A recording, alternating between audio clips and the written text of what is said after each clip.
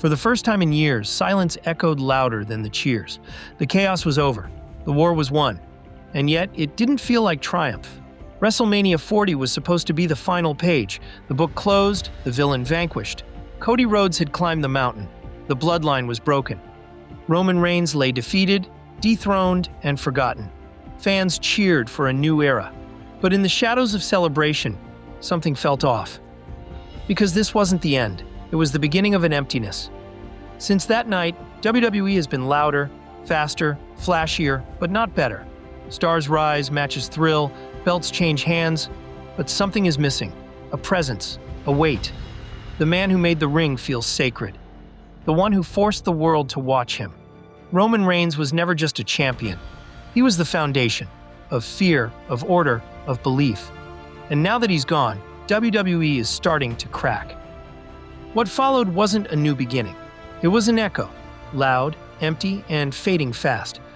Cody Rhodes stood tall, but his moment felt weightless. The confetti had barely settled before the magic disappeared. The crowd wanted to believe. They wanted a new hero to carry the kingdom Roman built, but once the crown was placed, it didn't shine. It cracked. Because the real story hadn't ended. It had been paused. Without Roman Reigns, there was no villain to fear, no monarch to dethrone. Just noise, just motion. Cody was never meant to maintain the throne. He was meant to conquer it. And once that war was won, we were left with silence, not relief. Triple H promised change, authenticity, but the rebellion we once cheered became the system itself. The revolution was televised, and then it was commercialized. TKO took the soul of wrestling and sold it to stockholders. The ring became a runway for corporate brands. Legends turned into merchandise deals. Main events became influencer playgrounds. The product grew shinier, slicker, louder, but emptier. Roman Reigns may have ruled with manipulation and fear, but at least it meant something. His presence demanded your attention. His matches carried weight. His reign, love it or hate it, mattered. And now, without him, we're just watching episodes, not a story. We wanted freedom from the tyranny of Roman Reigns, and we got it. But in tearing down the empire, WWE gave us everything we ever asked for. Cody Rhodes finished the story. John Cena turned heel. The Rock came back. Everything fans ever dreamed of finally happened. On paper, it was perfect. A wish list scratched off one by one. Childhood fantasies brought to life in the brightest lights on the grandest stage. But something felt wrong. Cena's turn, a moment that should have shaken the wrestling world to its core, was drowned in overbooked chaos. The Rock's return felt more like a brand deal than a legacy. Cody's triumph was supposed to be emotional closure, but it barely lasted longer than the post-match pyro. The moments were big, yes, but they weren't real. They weren't earned, because without Roman Reigns anchoring the chaos, it all felt like noise. Wrestling used to be myth-making in motion. Heroes, villains, betrayals, legacies. It was poetry wrapped in pain. Now it's just content. Flash without fire. And for all the spectacle WWE delivers, the soul that tied it all together is missing. The day Roman Reigns walked away, something in WWE shut down. The machine kept moving, pyro exploded, theme songs hit, and catchphrases echoed. But the soul was gone. Because Roman wasn't just a character. He was the myth that made everything else matter. And when myths vanish, they don't retire, they haunt. Roman's presence became a ghost in the machine. He'd appear in whispers, brief cameos, recorded promos, cryptic glances, but never fully there, never fully gone. And with each passing month, it became clear, maybe Roman Reigns wasn't the villain after all. Maybe he was the shield keeping the chaos at bay, the glue, the weight, the final symbol of consequence. Because now, WWE feels empty, not in talent, but in stakes. Without Roman, the main event is just noise. When Cody Rhodes finished the story, we all believed in the fairy tale. The hero had won, evil had been defeated, the crowd wept, and for one night it felt like wrestling had purpose again. But what happens after the final chapter? The problem wasn't Cody, it was the story. It ended too perfectly, too cleanly, and that left Cody standing on a mountaintop with nothing to climb, no dragon to slay, no fire in his step. WWE gave us the victory, but not the aftermath. Feuds with AJ Styles, Logan Paul, and Solo Sikoa couldn't fill the void. And fans began to realize the unspoken truth. We didn't just miss Roman's presence. We missed the danger he brought. The gravity, the heat. Cody was the resolution. But without Roman, there was no conflict. And wrestling without conflict? That's just choreography. Into that silence stepped a familiar face, not with a championship, but with a briefcase. The Rock didn't return as an icon. He came back as a boardroom executive. Suits, board meetings, brand synergy. He teased a match with Cody, flirted with the crowd, but nothing came of it. Just one segment, one smirk, and suddenly Cody's reign was cursed. Because when the fans sensed there was a bigger story, a match that was never going to happen, they stopped investing in the one playing out. Cody wasn't the star, he was the warm-up act. And he knew it. Then came the unraveling. Cena returned, not as a hero but as a traitor. And standing beside him, The Rock, the final boss. And for reasons nobody understands, Travis Scott. It was chaos disguised as storytelling, and it all led to one of the most bizarre nights in WWE history. Triple H had done the impossible. WrestleMania 40 wasn't just a triumph, it was his coronation. He crafted a mosaic of past, present, and future. Cody finally reached the mountaintop.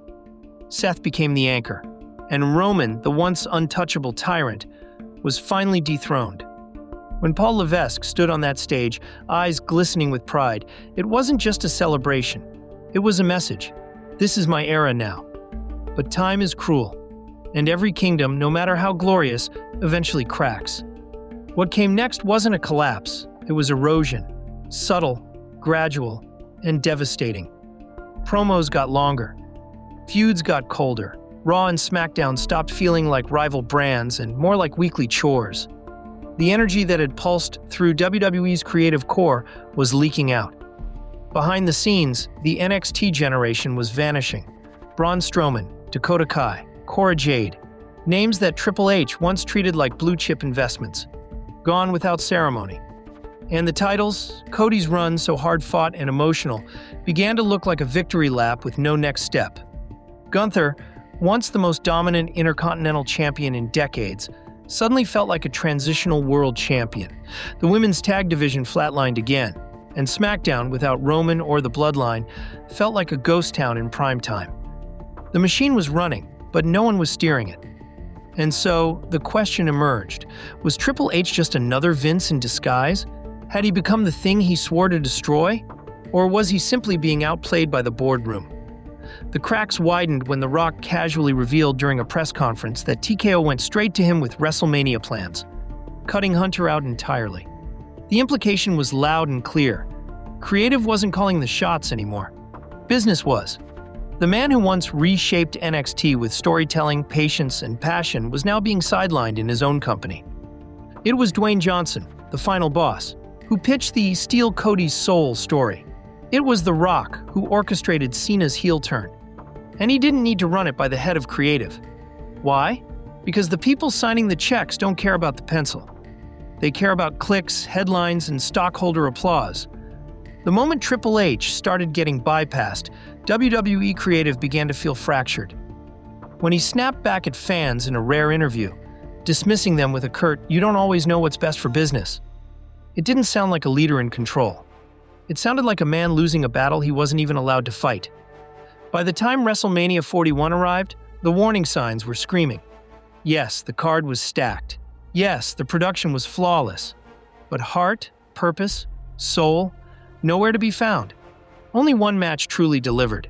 The triple threat between Punk, Roman, and Rollins. Everything else was filler in disguise. The main event collapsed under the weight of its own artificial hype. Travis Scott interference, The Rock's no-show, Cena's bizarrely booked win. It all played like a fever dream gone corporate. You can point fingers at Dwayne, at Cena, at Cody. But when everything feels disjointed, there's only one place to look. The man at the top. Because the truth is, this wasn't Triple H's empire anymore. Not really. Not since September 2023, when WWE merged with UFC and became a line item under TKO Group Holdings. This wasn't wrestling anymore. It was product, content, inventory. And for the first time in WWE history, No one in charge had ever actually laced up a pair of boots. The transformation was rapid. Storylines were no longer about emotional arcs. They were about brand alignment. The ring, once sacred ground, became a marketing billboard. Prime Energy drink logos on the canvas. Clash of Clans logos replacing match build. Entire title divisions were nuked if the sponsor wasn't interested.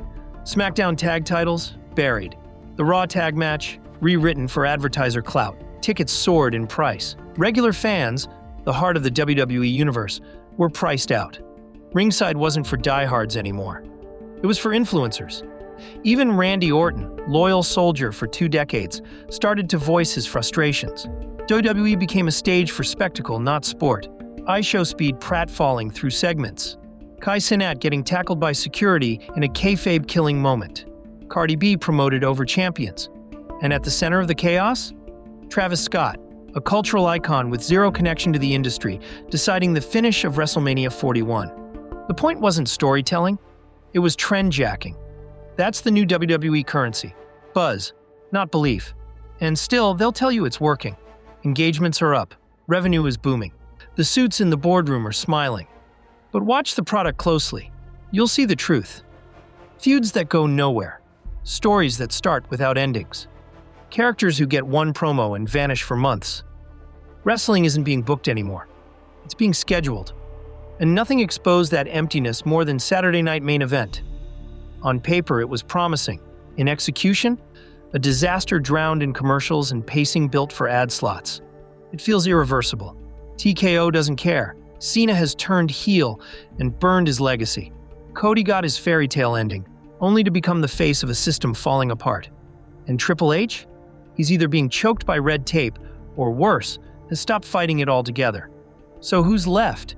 WWE has tried to outrun the truth for months, but it's catching up now. They need Roman Reigns. Not as a nostalgia act, not as a legend, but as the myth that still matters. He was the one who made the audience believe during the darkest years. He wasn't just a champion, he was a foundation, a spiritual axis that kept the product grounded when everything else went adrift. For 1,316 days, Roman didn't just defend a title, he commanded faith. He turned jeers into awe, challengers into believers. He made the crowd lean in. And now, in an empire drowning in noise, he may be the last voice that can still cut through it. Thanks for watching this video. Don't forget to like and subscribe for more such amazing wrestling content only on Smackverse.